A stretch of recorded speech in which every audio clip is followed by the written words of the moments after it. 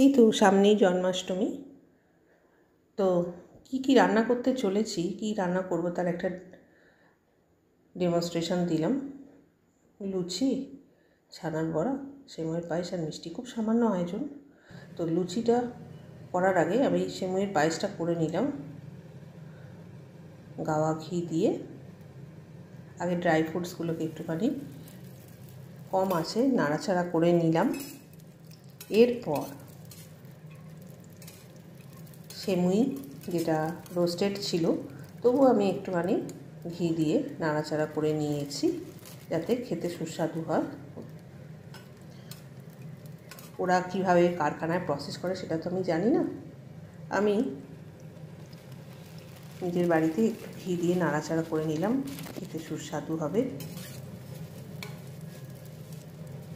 সবটাই করেছি কম আছে। এরপরে দিয়ে দিলাম বাড়িতে যে আমার মোষের দুধ নিয়েছিলাম 1 লিটার, এই 1 লিটারের থেকে হাফ লিটার নিয়ে মোষের দুধ দিয়ে দিলাম। খুব মোটা সর পড়েছে, মোষের দুধ খেতে অত্যন্ত সুস্বাদু, ওটাই দিয়েছি। আশা করি ভগবানের ভালোই লাগবে। পরে যখন আমি রান্নাটা করব, এটা তো করে দেখালাম। আর দিলাম খানিকটা পাউডার গুঁড়ো দুধ, ওটাতে খুব টেস্ট হয়। একটু পাতলা করে দিলাম, সেমুই খুব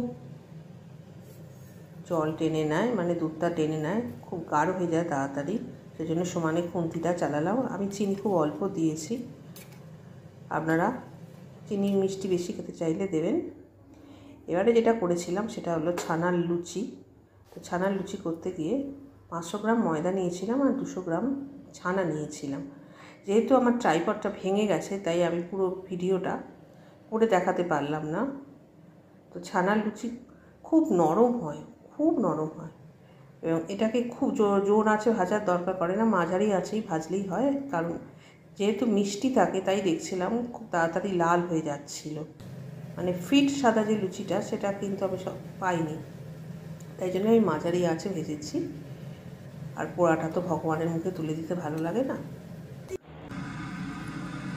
এরপরে লুচিগুলোকে এক এক করে সাজিয়ে লাগলাম। এরপর যেটা করেছিলাম ছানার বড়া, তরকারি কিছু করিনি, কারণ যেহেতু ছোট্ট ছেলে তাই তরকারি দিইনি, সবটাই মিষ্টান্ন জাতীয় রেখেছি যাতে ওর খেতে ভালো লাগে। আর চলে যাবার আগে একটু সাবস্ক্রাইবটা করে যাবেন, আর ভালো লাগলে লাইক দেবেন। ধন্যবাদ।